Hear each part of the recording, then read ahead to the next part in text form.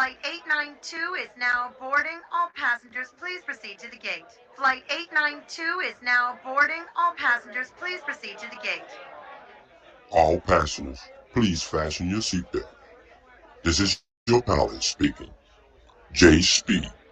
I'll be in control. We'll be cruising at an altitude of infinity. Destination, Rollo Streets, where there's no racism, sexism, where you always find conditional love. Rollo Street. Thank you for flying. J Speed Airline. Music sounds better with J Speed.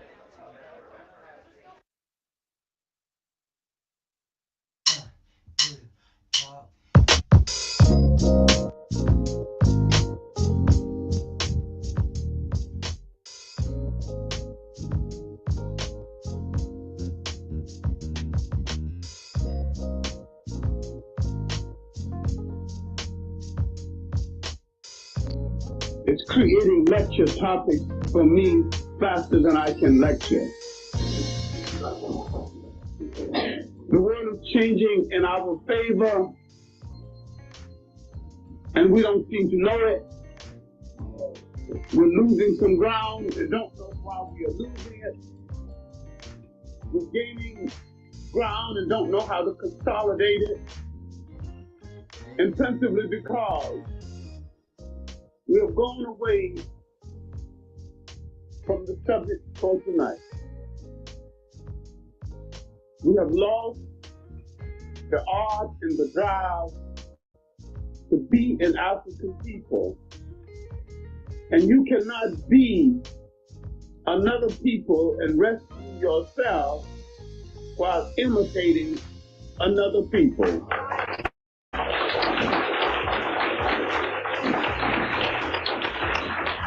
You have to understand what happened to you as you entered what Professor Van Sertima refers to as the 500-year rule.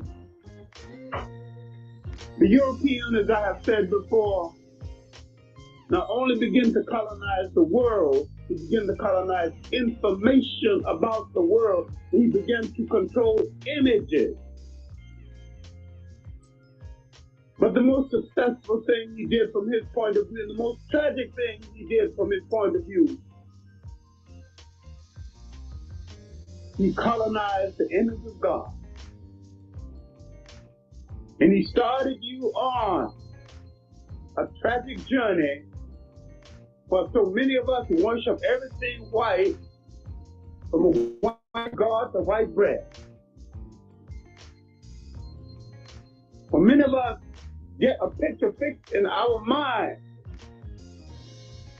Or we worship white Jesuses over the weekend and plead to a white boss for economic survival the rest of the week, and wonder why we lack respect for our black father, our black lover, our black uncle. If he changed the images around to show himself in power and got people imitating him, then you cannot be your African self, because you've been transformed into someone else's culture container, and you are reacting to being away from the culture that produced you in the first place. And you don't look back enough in Africa to understand that there were no rape cases in Africa, no teenage pregnancy in Africa, no prostitution in Africa, and no African worship of God that the Africans did not sanction. The spirit of a people is reflected in their approach to salvation through a deity of their choosing. I am not talking about changing God. I'm talking about changing God concept, changing approaches. If you go to Japan and look at Buddha, he's Japanese. Indonesia, he's Indonesian. China, he's Chinese. They're all Buddhists. But Buddha looks like the local people in each case. All right, now, let me seem to be talking away from the subject for a few minutes. Let's look at the case in China. Let's look at the case of the Chinese attack on African students, calling them black devils.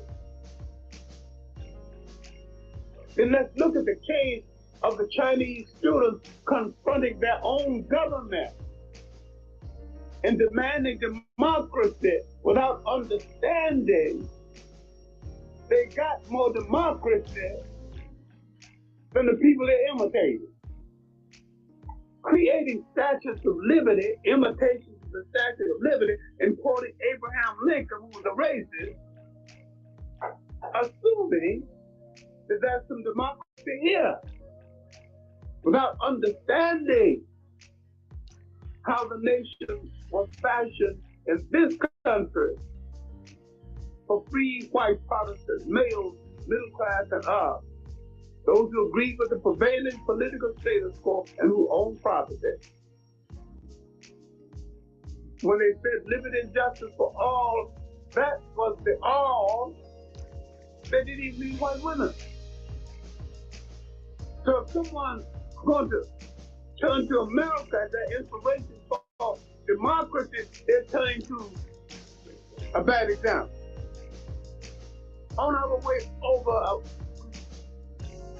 Reverend Brown and I were discussing just democracy, and he picked out the case of the Chinese troops.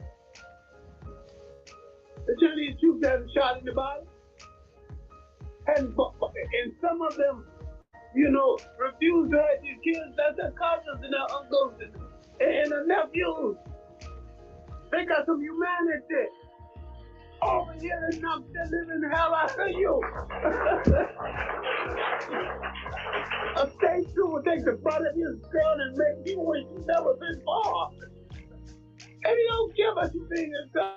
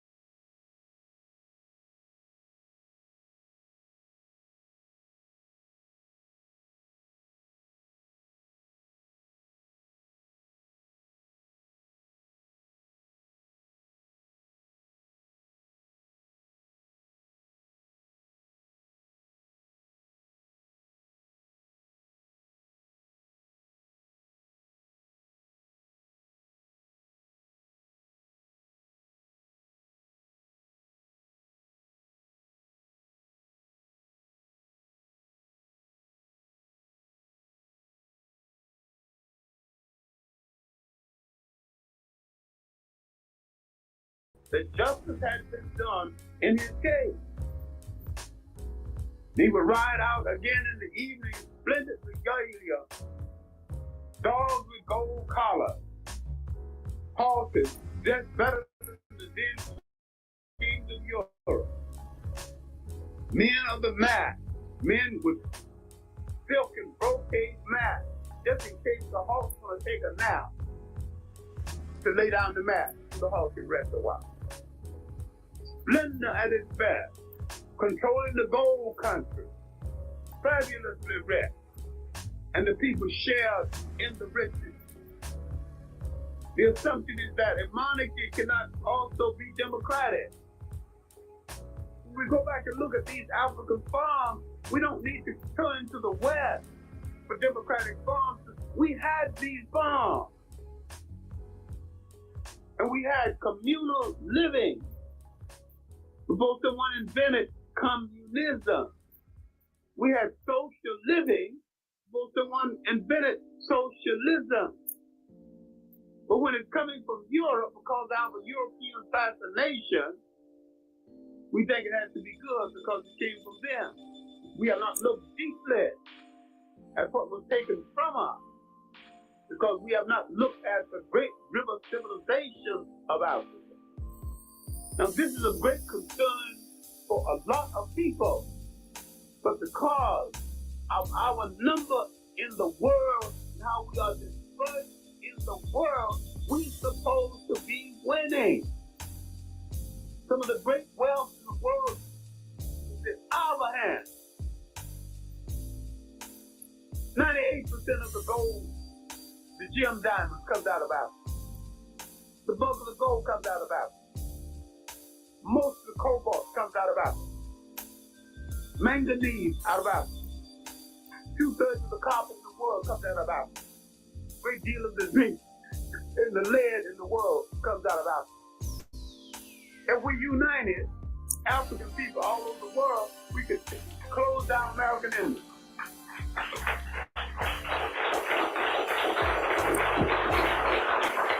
And if we develop a good agriculture as we had before, our people could be fed indefinitely, and we could eat indefinitely, and we could go to school indefinitely, and say that if you don't want to pay my price for my goods, then I'll keep it. And they tell you, eat it. We don't have to eat. We got corn. We got pigs. We got everything. We got cattle. We got sheep. We got goats. Our people gonna eat whether we sell it or not. We're like a person in a card game who's got all the high cards and fails to put the cards down. All right. Somebody sent me a book that they've been working on a number of years. I didn't think he'd quite bring it all. Because Why We Lose, Dick Beeston of Minnesota, Indiana. He has addressed himself to the question, inasmuch that so many of us in the world, so strategically located, why are we losing? And why are smaller people winning? And why are we losing in the face of that? And we need to ask some critical questions. With all the things in our hands, with all the resources that can be made available to us, why are we losing? I think we're looking at ourselves in the wrong way. We're asking the wrong things from each other. Farrakhan wants a separate state in Africa. I said, please, no. We don't need another Liberia. Six nations where Black Americans and Caribbeans went. They say that they're going to civilize that heathen brother. We don't need no condescending attitude towards Africans abroad and Africans in Africa. If we return to Africa, we will return and walk the same streets with the Africans, go to the same schools, fight the same battles, and crowd the same defeat. No separation between African people and African people any place in the world. It's not legal. And if you think you're going to have a separate state in the United States, you're dreaming, because no white people going to move aside you don't stay. You can have a multiplicity of miniature states. Your community, you can make your community into a miniature state. There are places in the rural South where most of the county is black. You can gain control of that county, gain control of these small cities. Now there are places where we can have a high degree of sovereignty, or we can practice for the kind of skills that we will take out to Africa. But the whole separate thing concept is impractical. We have to stop dissipating so much energy on impractical projects. Tear ourselves down to what is realizable. Now, before going back to the question, can we be an African people again? Let's define what African people are, what they are, and let's define what happened to the Africanness of African people. And let's look at to what extent are we still an African people and don't seem to know it. Living in rural Alabama, in Georgia, and traveling in Africa, I've seen identical traits. I've seen cultural manifestations no different from one place than the other. And if you tell the black American he's doing something in Africa, he want to hit you. And yet, through genetic transference, he still maintains so much that is Africa. What sustained Africa those many years before the farm? What did he create within himself that he had a society where he not only had no jail, but no word in his vocabulary that meant jail? He created a system where man's function was to bring people in harmony with nature.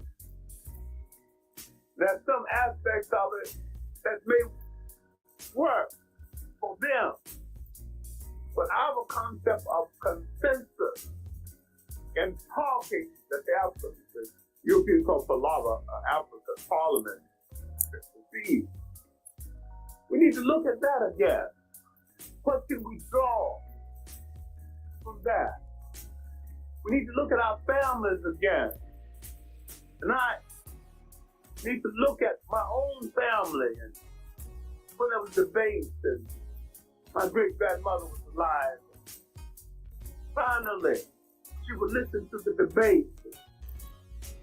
Then she would render an opinion based on it. If there was any dispute, all she had to do was to stand up and tap her cane on the floor, which means the court is over, the decision is in, no further conversation.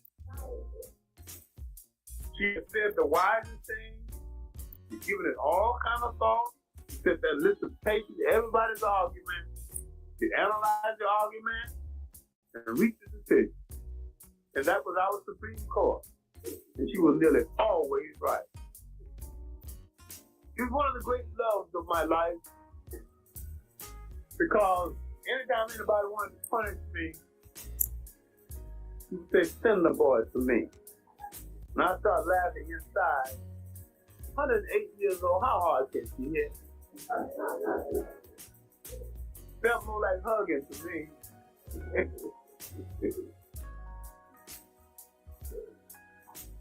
The whipping was a short duration, but the lecture would last the rest of the evening. She would tell me the story. I think we have grown too much away from each other, and we have not listened to each other. We have not consulted farms that we created. I don't know who Robert is. It is Robert Rules of Order. And if he's alive, and I hope I got enough sense to choke him when I find him, he's spoiled more meetings. Point of order, Mr. Chairman. Point of information, Mr. Chairman. I was holding up where you listen to consensus, the whole meeting will be over in a little while. Because the best thinkers among you will arrive at a consensus based on what's on the floor. And you have the best opinion you're going to get. All right, now, how did we lose being an African people in as much as, in spite of thorns, we continue to be an African people all over the world until about the end of the 19th century. Outside of Africa, the most African place in the New World was the Caribbean islands, parts of Brazil. How is it that 50 years later, they become black English, black French, black Spanish, black Dutch, and forgot about it? When they had brought on some of the most successful slave revolts in history, based on the cohesiveness of their Africanness. How do we get it back? We can get it back by looking at what kind of success we had when we communicated one to the other. We should examine very critically what other people are saying about us. We should examine very critical the people who say that they are our friends when they are the people trying to take a community away from us. There are too many things happening in this city that we have not examined. We should examine the concept of planned shrinkage, a plan to drive the poor out of New York and make it the bedroom for the middle class. They don't want poor whites in the city either. Poor whites won't even be able to pay the rent. Now, if a man makes sandwiches at a luncheonette, he's good at it, why shouldn't he have a decent home? Why must he be some kind of an executive to get a decent place to stay? Now, in an African setting, where the king was in charge of the distribution of goods and services, he would get a place commensurate with need, irrespective of his ability to pay. This was a form of socialism. And they did not call it socialism. They didn't call it anything. They just lived it out. And what did the Europeans do? Formalize it and dogmatize it and came back to sell you what you had in a much better form before you know they exist. That's what is still happening. That's what's happening in our courts. That's what's happening in relationship to the disintegration of our community.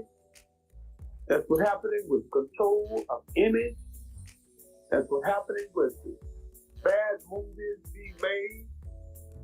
That's what's happening with Mike Lee's misconception of black college and the black college president. It's happening because we are not controlling the image and we are not controlling the curriculum. In New Orleans, speaking with two college presidents on the subject of the future of the predominantly black colleges, I said, I cannot speak on the future of predominantly black colleges because I don't know one predominantly black college. Because I don't know one, I will address myself to what would a black college look like if it did come into being, if it dared to be black.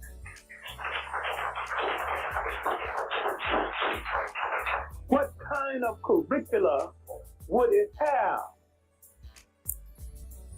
It would have what the students at Howard University is demanding, an Afrocentric curricula.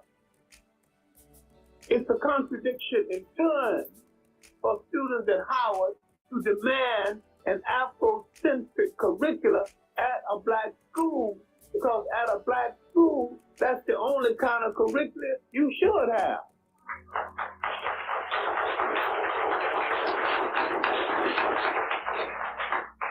At Brandeis and Yeshiva, you've got a Jewish-oriented curriculum. They don't apologize for having it. They said, this is what it is. Now, they didn't say don't come here. But say, if you come here, this is the curriculum. We're not going to change it to suit you. Black schools should be good enough to train any student of any race and any religion in the country and still have a curriculum that predominantly favors black people all over the world.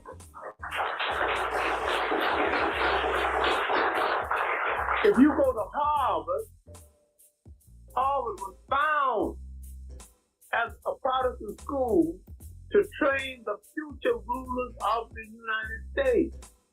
It's not going to change its curricula for anyone. It's going to remain.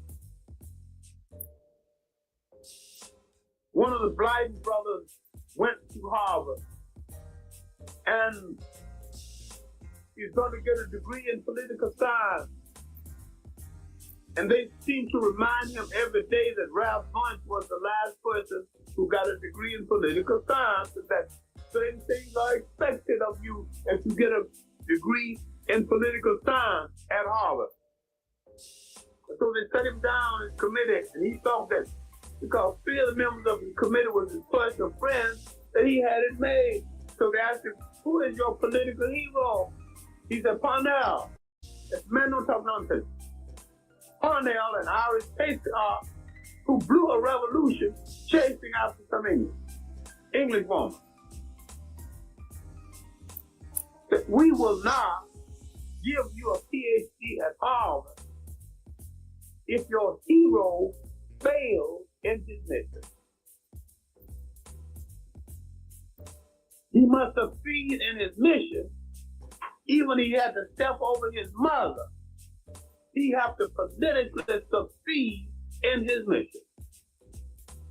And so he thought about it and took some time off. He came back, wrote PhD thesis in 45 days. Now, who's your hero? He said, Cromwell. This is good. Cromwell chopped off a few heads here and there, killed a king, but he succeeded. He held England together and to spill a little blood here and there, but he didn't fail. He went business in England, so Jews had been expelled from England. He brought them back. Now this was a lesson, is that Harvard is set up, trained people whose focal point and whose hero worshiping must be focused on people who succeeded no matter how. And not dreamers who dreamed a dream and got stalled and blew the deal chasing after a lady.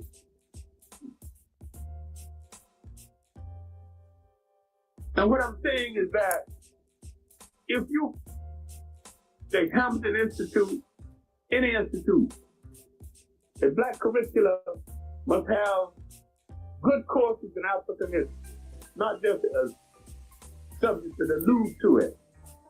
You must have good courses in African womanhood, It must show now that one of the main reasons why the status of women was so much different in Africa is that the Africans recognized early in life something which Western men still are not ready to recognize. The duality of relationships and how he would have to put both of them together to create a single relationship. And why the king is referred to in the masculine gender, the king, in order to be total, had to have both the masculine and the female gender. And that you could not be a god without having a goddess. You're only half of a god until you get a goddess. And when you look back at how all of it started, when you go back 10,000 years, when you look at the status of the Europeans and all that ice, seasons are short. He's got a short time to harvest the crop. 4 months, he's got to plant, harvest, and store. The wife must work. Every hand must work. If he gets angry with his wife and tell her to get out, she has to cop a plea to stay in. Because where is she gonna go in all that ice? And if she goes to another household, that's another mouth to feed. So she's not welcome there.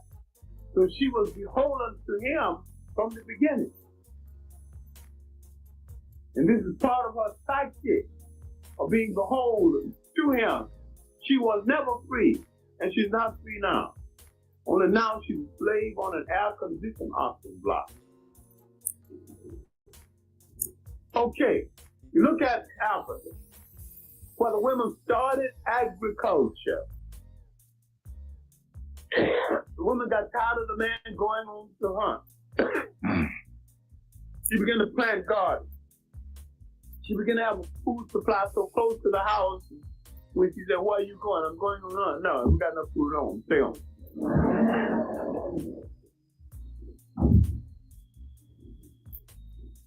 The forest was a drugstore. If you get ill, you can go into the forest and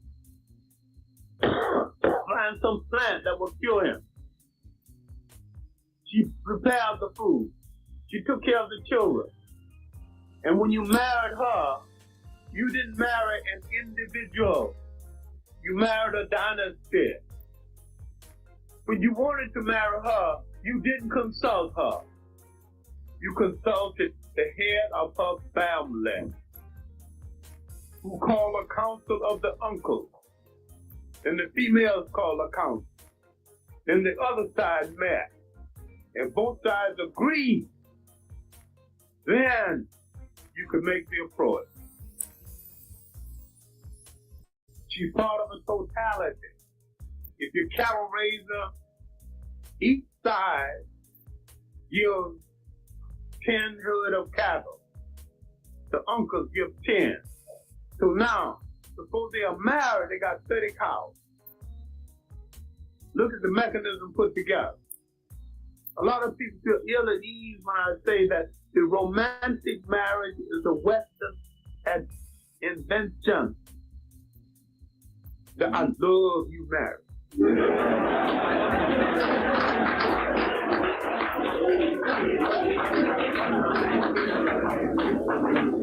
It lasted through the season. Sometimes it lasts through the summer, maybe gone by the winter. I'm talking about "I respect you" marriage. When you're putting together two families, sometimes two villages are coming together. Now suppose he get a knock on the head and get a little foolish and tell her to get out.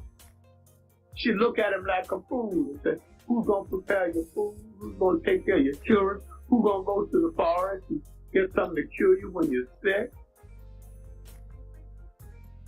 And besides, if she had to go out, there's plenty of places to go. She ain't got to go in no snow. You see the independence from the beginning? And the independence did not mean dominance. It did not mean what white women live think it means.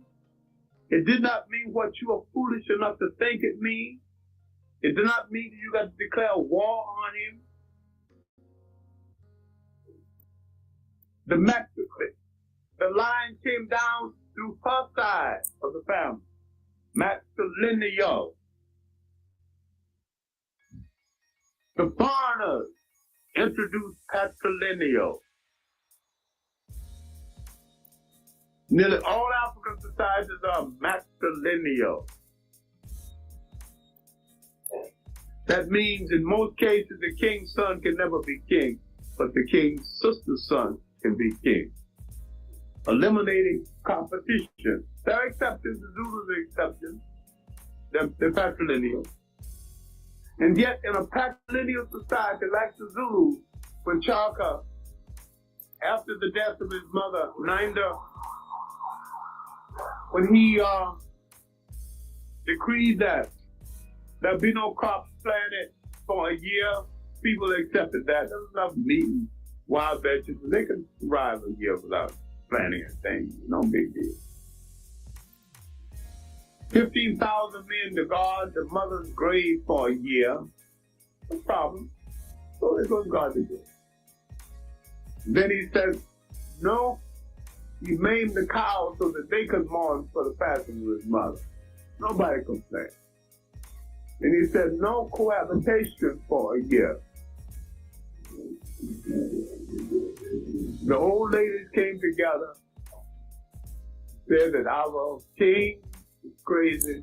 He has outlawed life itself. We cannot continue as a people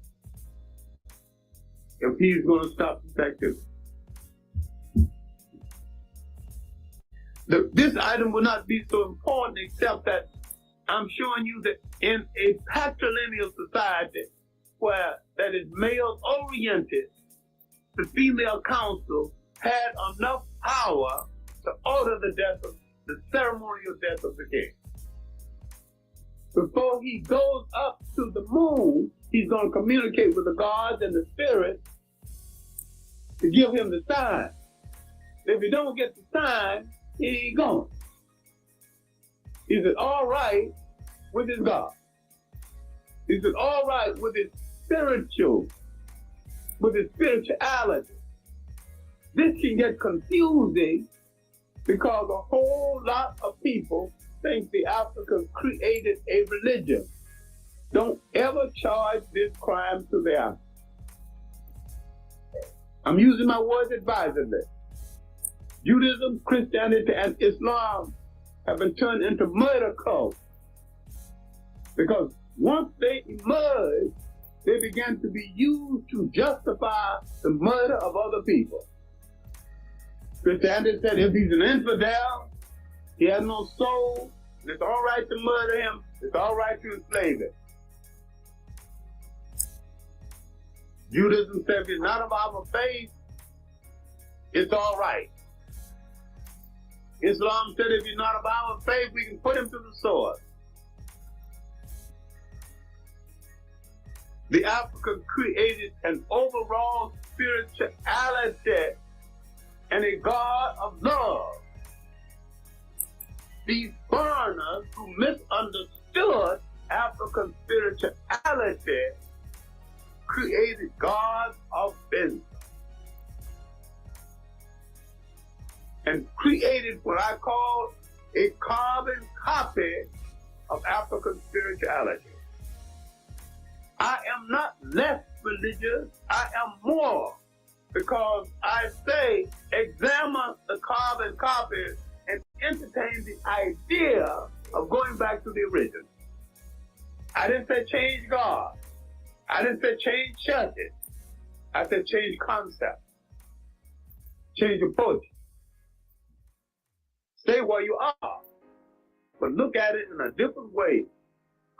Because the Africans created an overall spirituality, but all life was under God, was a manifestation of God. And he did not have a weekend religion. He had a religion that was operational on his life every single day of the week. He did not have to build a temple with a whole massive space for praying because he could pray anywhere. Akhenaten, who is accused of giving the world monotheism, and that's not true. And the Jews who said they gave the world monotheism, and that's not true. Monotheism, the concept of the oneness of God, was here all along. Akhenaten never said he gave the world monotheism.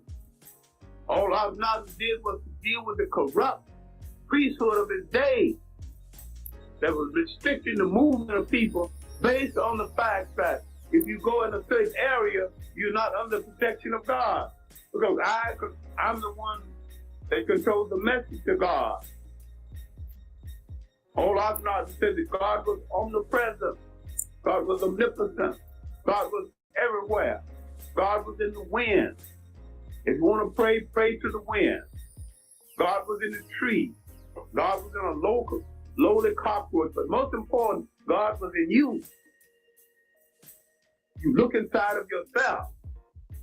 Now, if you look at what the Africans gave the world, and if you read W.E.B. Du Bois and James Baldwin, you will find essays on the duality of American life. Two souls in one body, two personalities. What the Africans gave the world is a form of duality. And when we look at duality, the Africans use conflict to solve conflict. He used conflict to horn one conflict against the other and to arrive at a synthesis between the two conflicts.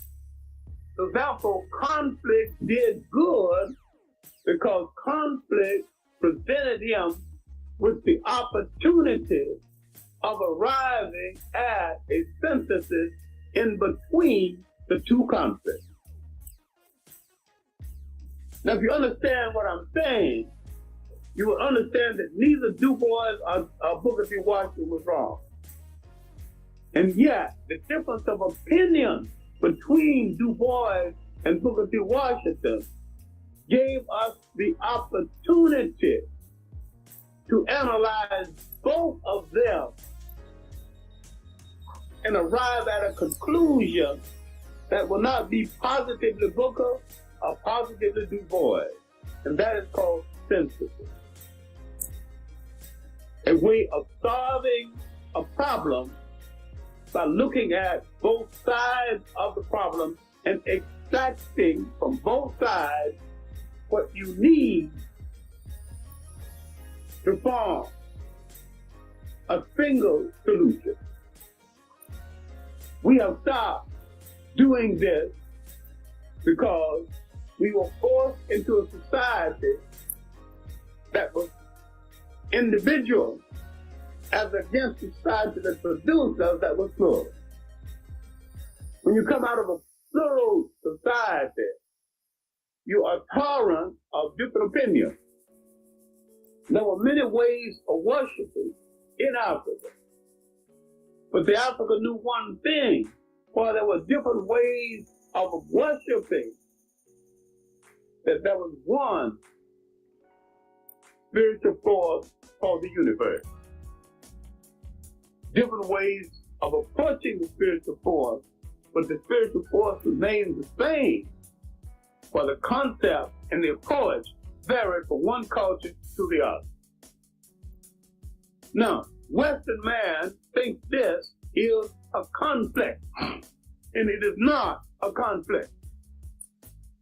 If we were ever African people again, we would understand that. And we would understand that you cannot lift an African people with the slave master's concept of a religion that was created out of your spirituality in the first place. Because he has a one-dimensional approach and you have a pluralistic approach to the same thing. Many ways of approaching it without changing the central message of the religion itself.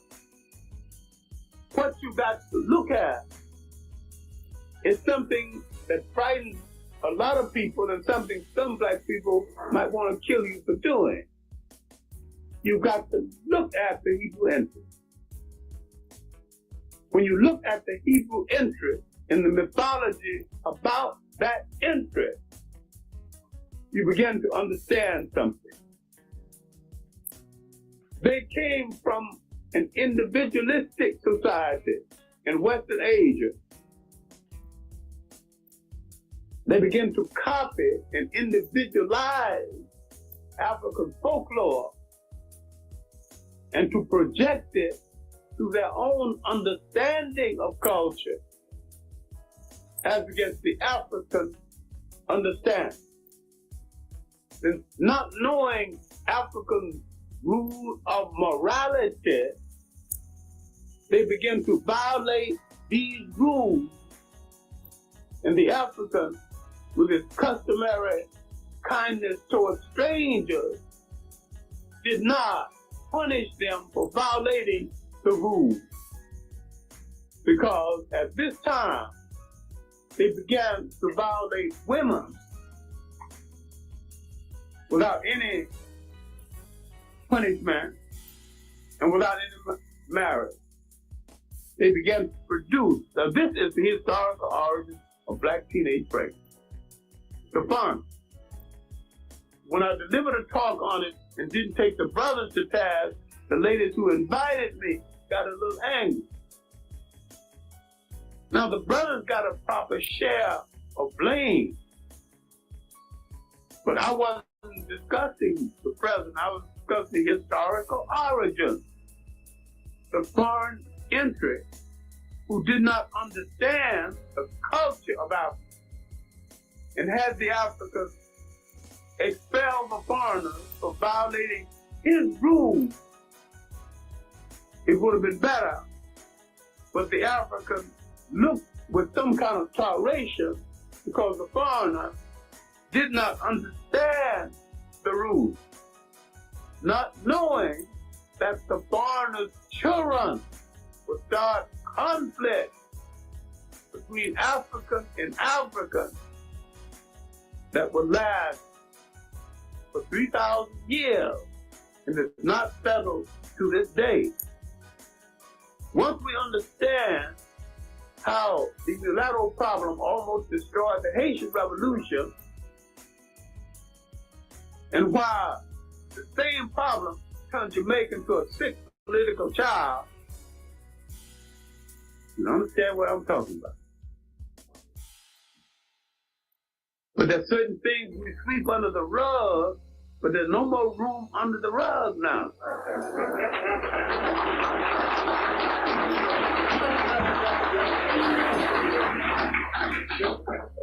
Now we're going to have to turn back the rug and deal with it. Because we have to deal with a loyalty system. We cannot build a nation with any large number of people within the nation who have a question as to whether they are loyal to us or their father. Everybody in the house must be loyal to the house or get out of the house. Because this is a time of great emergency when our very existence is at stake. And when you look at the Hebrew interest, 70 in numbers, and we're to believe their records as recorded in the Bible. Into 70. If anyone would love to come up and discuss what you're hearing this morning on the 1st of 2026, I'll be more than happy to let you up. What you got to understand, all this space always talking about relationship, and my approach this year is going to be totally different. I never really got into the relationship thing. On my channel, I go to other people's channel and that's what they're discussing, so I become part of it. But you must understand, our problems go way deeper than relationship. You can't fix one side of the wagon when the other side has a slow leak. Or let me put it this way. If you got a car, one tire is flat and the other one got a slow leak on the opposite side, even if you fix the one with the flat, you're still going to have to tend to that one that got a slow leak. And I think that's been the major problem in all these discussions that we are having about relationships. So if you like to come up, I'm going to leave the StreamYard. Hold on just a minute. Copy. And that is the link that you can come up. We will not be discussing, well, I'm going to let you know, we won't be discussing relationship. We'll be discussing exactly what the topic is.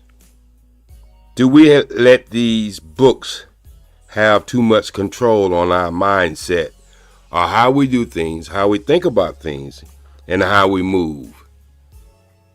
I think we have. God knows I have in my life. Going from different sects of religion to another sects of religion. And I had to start asking myself the question after listening to a lot of our scholars throughout the years, for the last 30 years. I had to start asking myself, if these books only go back to 6,000 and 8,000 years, some scholars, they debate, is it 6,000 years, 8,000 years? Then I had to ask myself that we've been here for hundreds of thousands of years. What was our life before any of this came about? So that's why I think if we're going to be able to solve our problems, we got to understand, number one, who we are. And I think we are basing our problems on someone else's culture, someone else's idea of how you're supposed to live, someone else's thesis, because we just don't know who we are. And that's why it has never worked for us, because it was never put in place to work for us. It was always put into place for us to follow. And if you look up the word follow in the dictionary, you'll find out very easily the concept of following is you behind. So I think we have to go with a different mindset here on out. I'm going to get back to Dr. Clock maybe about 10 or 15 more minutes. And if you like to pop up, just pop up. But know what you're popping up to. I'm not trying to take nobody's religion from them. If religion is working out for you, cool, fine. I'm not here to debate your faith. You can't debate people's faith.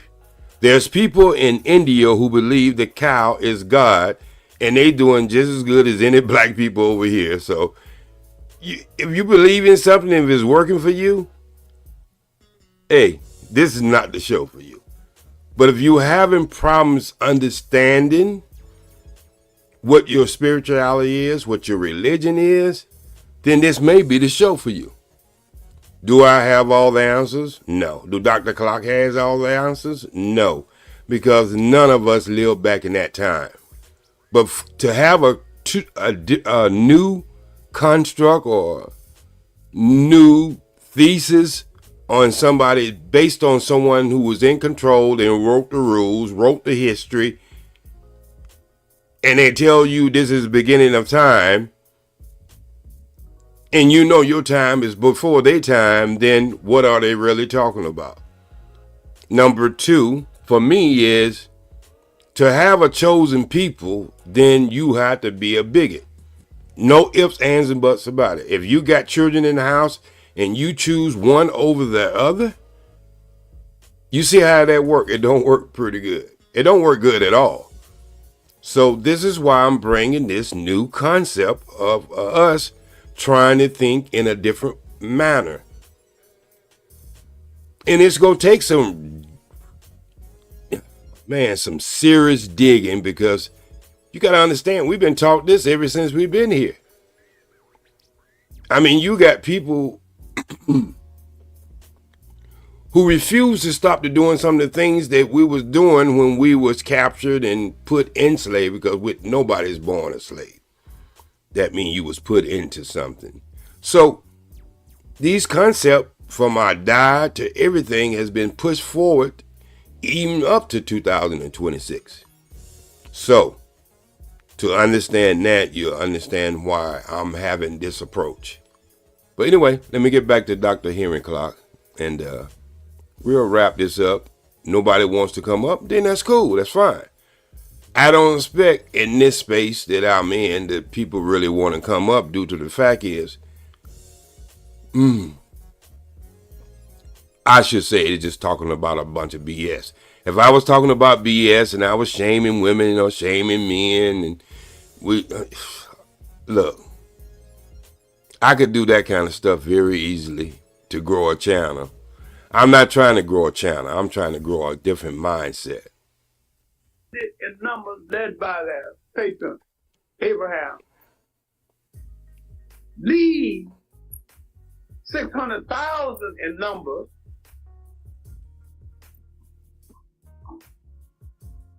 and leave because the Africans, with their customary kindness, understand that they were collaborators with the first invaders of Africa, called the Shepherd King. Instead of putting upon them and punishing them, the Africans said, if you are now ready to obey African law, now that the Africans are back in power, you may stay. Otherwise, you have to go. The 600,000 were the ones who decided to go. But they come into Africa with no clear language, no clear religion, no clear culture. When they left, they had all three. Africa had made them a people, and they were never grateful to it. They never returned the favor. They never sent a thank you note. They copied the African folklore. They copied the meaning of the Bible, an African book, book that the Africans had created before. There's a book recently published called The Awakening Osiris. This book deals with a simplified approach to African books written before the Bible. The most interesting, the one, only two I'll call to your attention. One is the book of Funafa. That means the purpose of Funafa, written by somebody named Funafa. When the Egyptians say, we came from the headwaters of the Nile, near the mountain of the moon where the great God Happy dwells, at Kilimanjaro. It's significant because the ancient Egyptians identified their origin in spite of all the nonsense trying to make them white. They said in their literature where they came from. There's a whole library of books to prove it. This is why the book called the Purpose of the Book of Funafa is important. It's part of the Book of the Dead, sometimes published separately. But there's another book we need to look at. That's the book of Kananu. Because there was a man, Kananu, remember Asa Hilliard calling this to our attention. There was another man who thought they could get some money from him. And so Cononu was on his way to sell his product, farm product. So this man put his clothing down across the road. If Cononu went around the clothes, he'd have to go through the man's cornfield so he could sue him for going to his cornfield. And if he went over the clothes, he would sue him for messing up his clothes. So Cononu went before the court and started defending himself. He defended himself so well, saying what the king's supposed to do, what the council's supposed to do, his rights as a human being, how he was wrong. And finally they told the king said, keep him talking and write it down. Because he was laying down a law for the country by saying what the country should be doing. He was laying down a law better than the country had. And so they took his ranting and made it into law. This is the significance of a common man on his way to market and someone trying to find a way to do him in, and he goes before the court and pleads his case. And his plea becomes part of the law of that day. These are the books that came long before the Bible. I'm not saying you need not read the Bible. I'm saying except for these books, there would have been no Bible.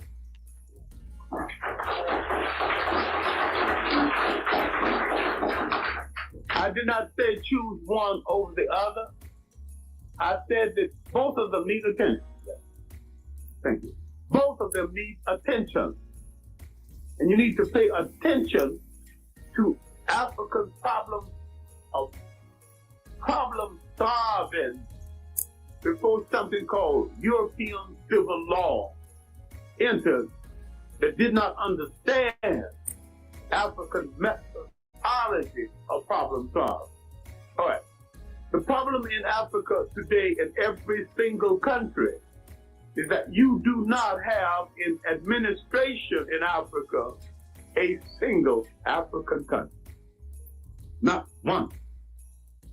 You do not have a single African country that fashioned its government after a theory developed by Africans. You have an educated African running the country, trying to develop parliamentary government that they took from the people who educated them without understanding that that same government is not working so well for the people who taught it to them. Democratic government not working so well for the people who said they believed in democracy. And what you needed to do right now is to restore the African system of consultation, where we arrive at a consensus. We can arrive at a consensus without a vote, because once the main speakers have spoken, the council analyze the best thought that has come forward, then arrive at a consensus based on what they have heard. This is what we call a synthesis.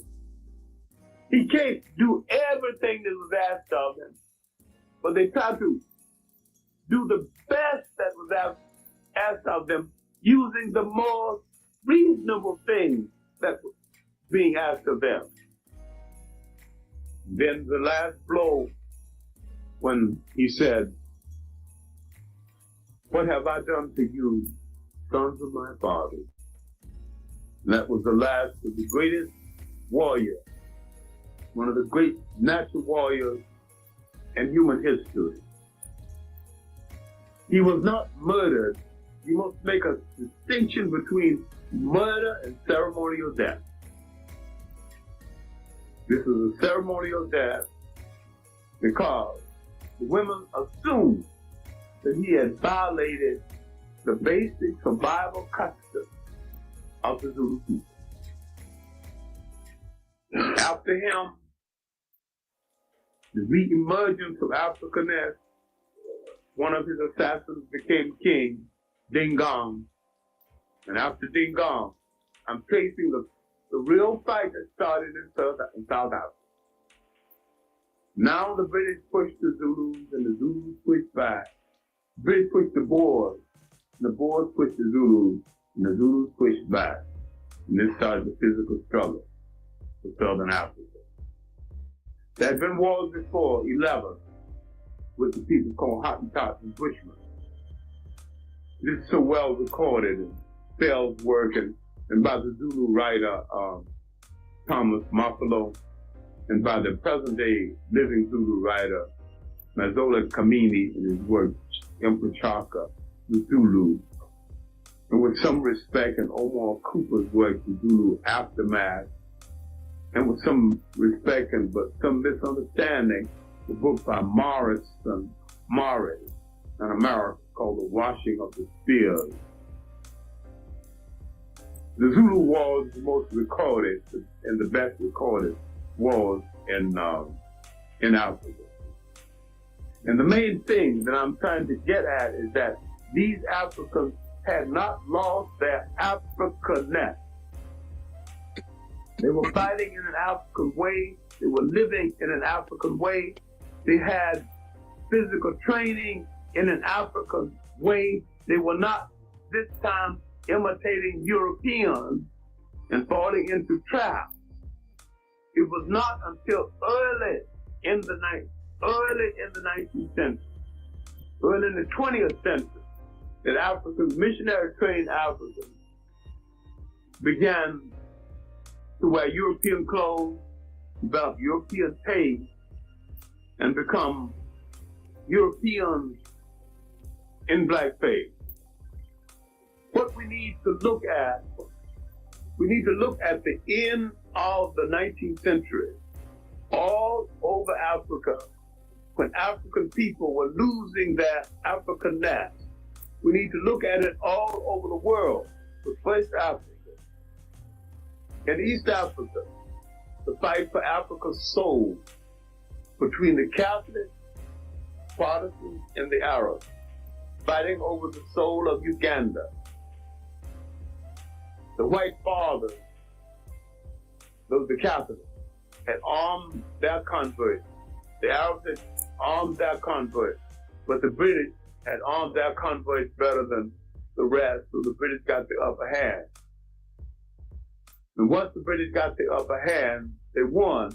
But the British did not take away from Uganda the fact that Uganda had moved too far away from their Africanness. Uganda today is the most Catholic country in all Africa. And yet they maintain the four kingdoms that Idi Amin misunderstood. Had he understood them and ruled through them, he'd still be ruling Uganda. But the loss of the Africanness along the coast of East Africa, it had started with the coming of the Arabs, who had no respect for the matrilineal system. And if you travel in Africa, in West Africa, and East Africa, notice that in East Africa, the men are mostly in charge of the marketplace. Notice in West Africa, the women are mostly in charge of the marketplace. Because the Arabs destroyed the concept of matrilineal, they installed the patrilineal, a form of male supremacy. While in West Africa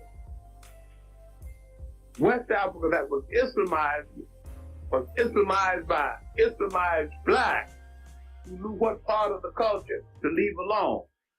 So they left alone the matrilineal system, though they were converted to Islam. Certain prerogatives they had before, they could maintain, and they could react to it. Now, the market women in West Africa have a court, have an entire society based on market women, descendant society. These are very powerful women, and many of them control large sums of money, and a few of them are millionaires. And every man, you go to Senegal, you see different men in the marketplace, nearly every man rents his confession from a woman. No man is out ranting because these women are ruling everything, they got all the money. So he understands that the marketplace was a reserve for women. East Africa don't understand it because the Arab traders, being male chauvinists, would not trade with women.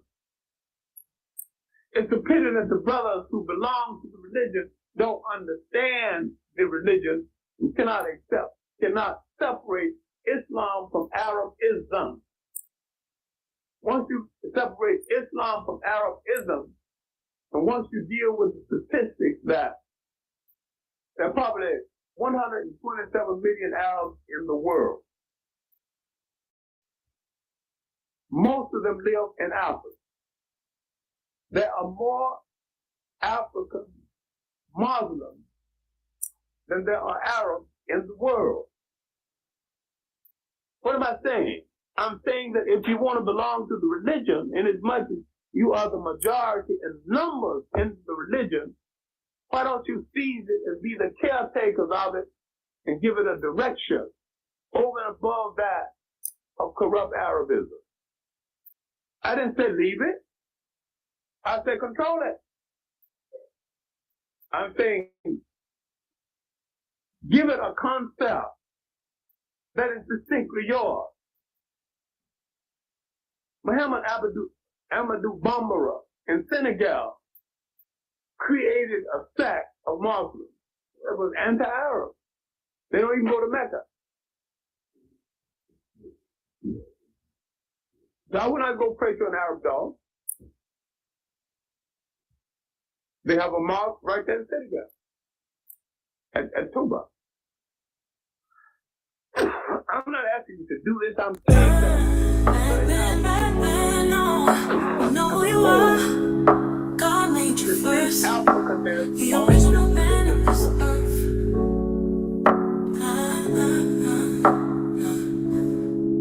Take your position, you are second to nothing. You smarter, faster, stronger, don't waste in time. I know with the blink of your eye, you can use your God mind. Built to be more perfect than the solar system. Every woman and man is waiting on your leadership. The world needs to see you smile, God's first.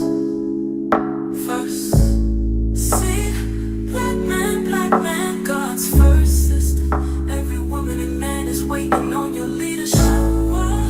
World need to see you smile, God's first sight. Black seed, black man, God's first seed. Now do what God created you to be. Can you find it in your heart to forgive us for not supporting you in the war? Yes, we ate bad fruit down to the core. With one bite we hated our collar, lips and hair. You warn us about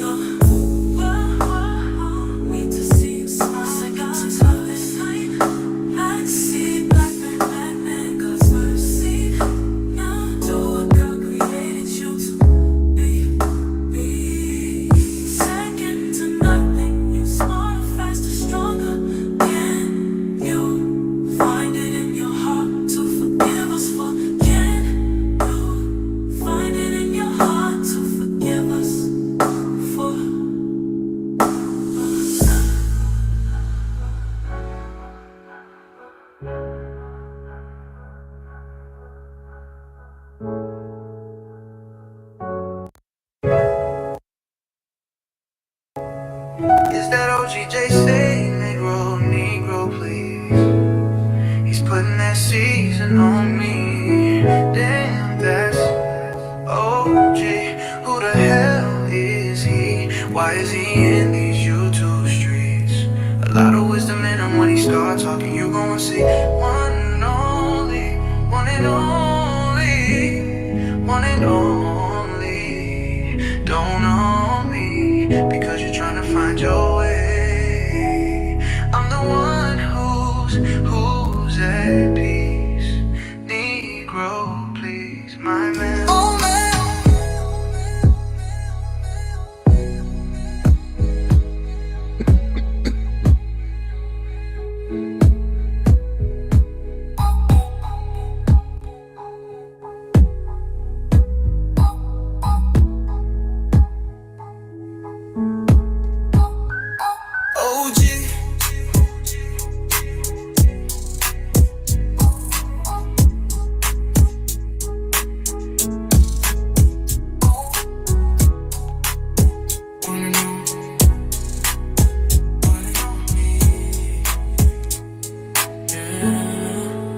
Because you're trying to find your way.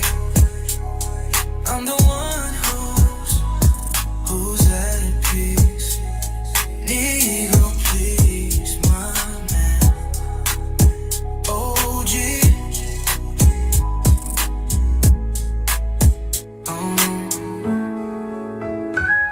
OG.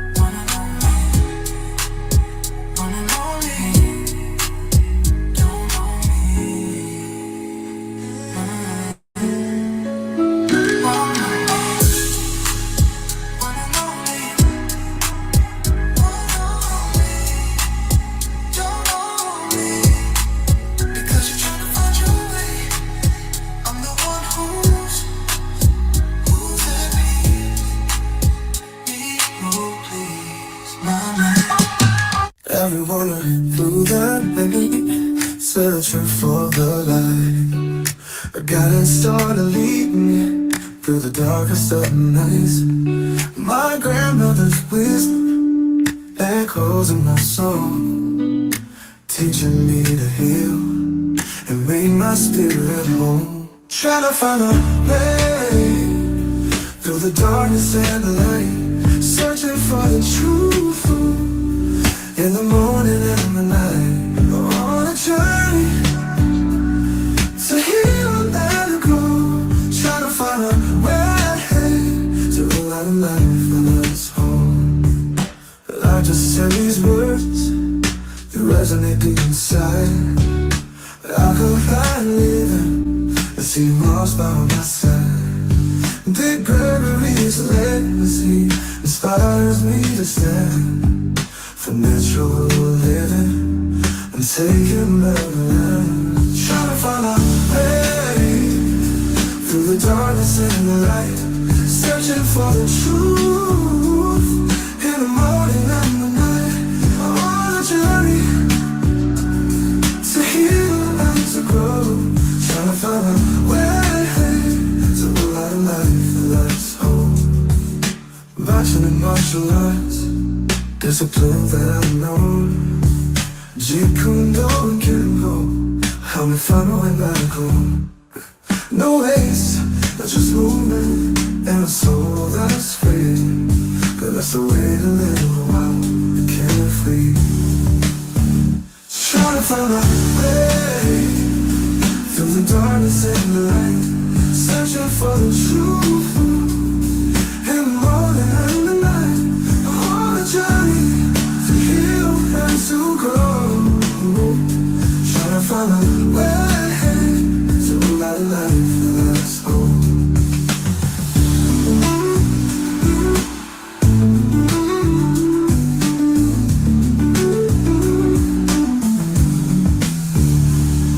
Trying to find a way through the darkness and the light, searching for the truth in the morning and the night.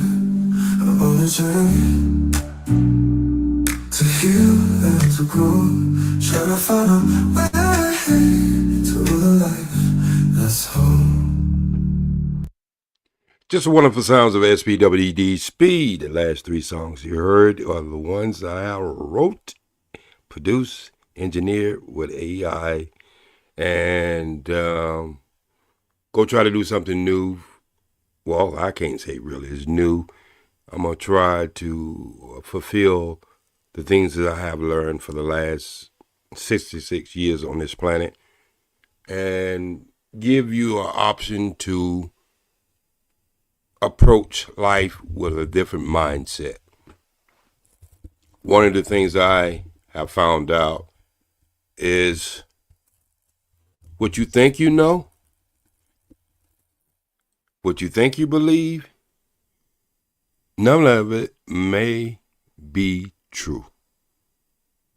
I'm giving everybody an opportunity for the next 3 or 4 minutes to come up.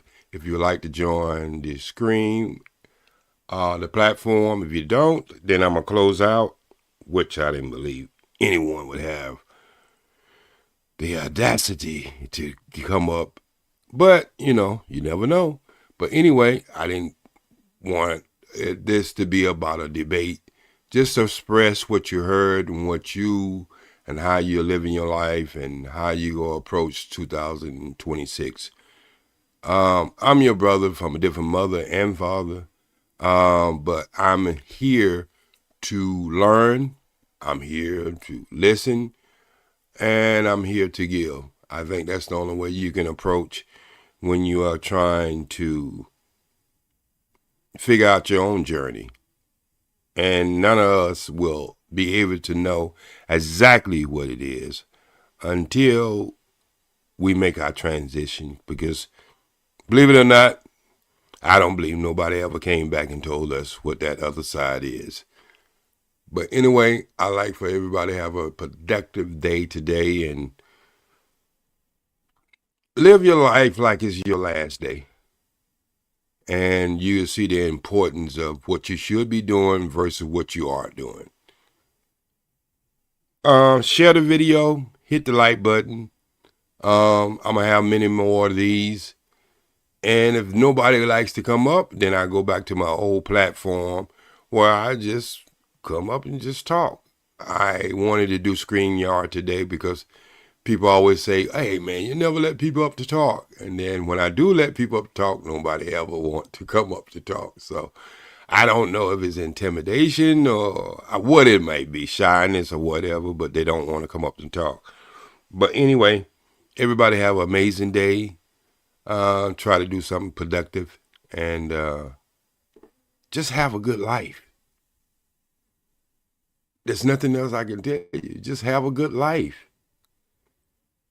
All right. With that said, be said. Is that OGJAYSPEED, Negro, please? I'm gonna leave it open for 2 more minutes if you'd like to come up. The link is at the bottom. Why is he in these YouTube streets? A lot of wisdom in him. When he start talking, you gon' see one and only, one and only, one and only.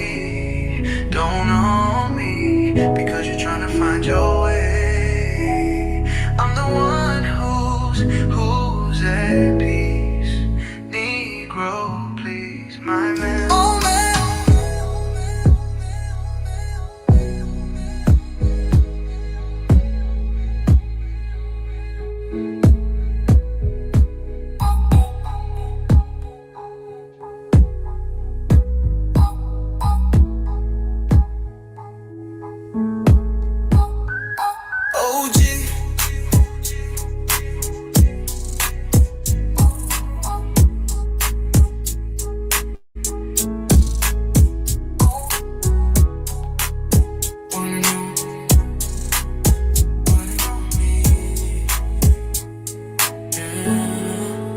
Because you're trying to find your